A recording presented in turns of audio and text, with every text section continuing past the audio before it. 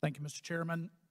When there are so many topics and issues we could be digging into here as Congress's Committee on Oversight and Reform, we are once again squandering the opportunity on something that is not germane to this body. But I'm not surprised. After all, it was here on this committee that I learned the person I'd always considered my mother isn't a mother at all. She's just a birthing person. On multiple occasions when I thought we might actually conduct oversight and discuss reform with respect to the breakdowns surrounding the events of January 6th, my Democrat colleagues refused to require leadership of the Capitol Police to testify, so I'm not surprised.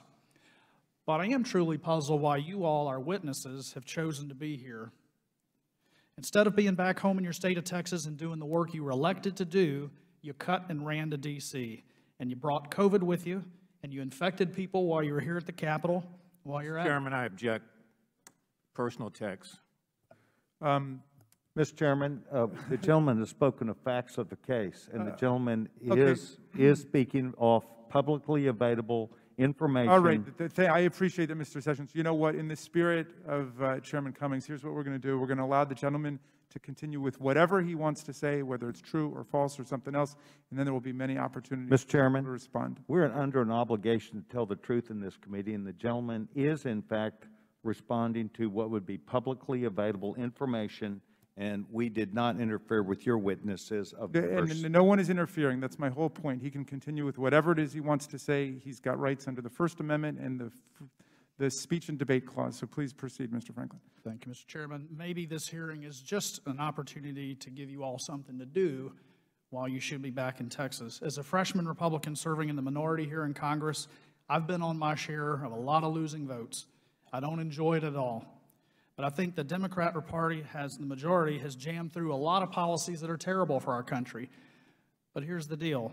We cast our votes and we move ahead. And sure, on the Republican side, we'll message about how we think it's wrong.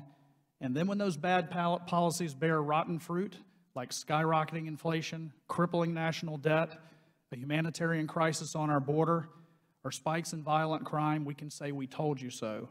But we still suck it up, do our job, and take the votes. And we bide our time until we retake the majority.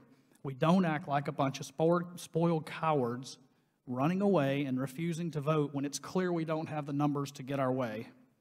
Ms. Thompson, in your testimony, which we just received about an hour before the hearing this morning, you stated that you support H.R. 1, which the House of Representatives passed earlier this year on straight party lines, no amendments, no opportunities for Republicans to offer amendments to that, straight party lines. H.R. 1 would essentially strip away authority the Constitution grants to state legislatures by federalizing elections.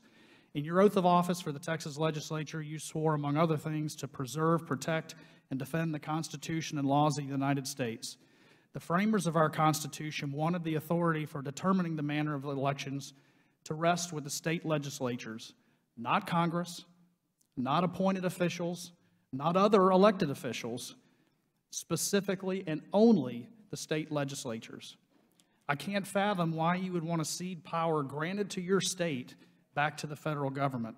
And I hope the good people of Texas are watching this and really understand what our witnesses are trying to do.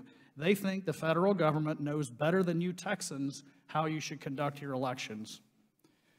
The media and your liberal buddies try their darndest to paint you as heroes, but you're not. The truth is, when you sought office in the state legislature, you persuaded people in your districts that you were the ones who should represent their interest in the arena. You signed up for it, and Texans put their trust in you, and now you're failing them.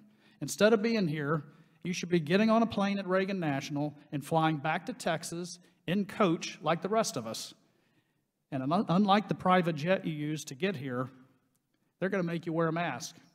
I don't have any questions, Mr. Chairman, but with the balance of my time, I'd like to yield it to my colleague, Mr. Fallon.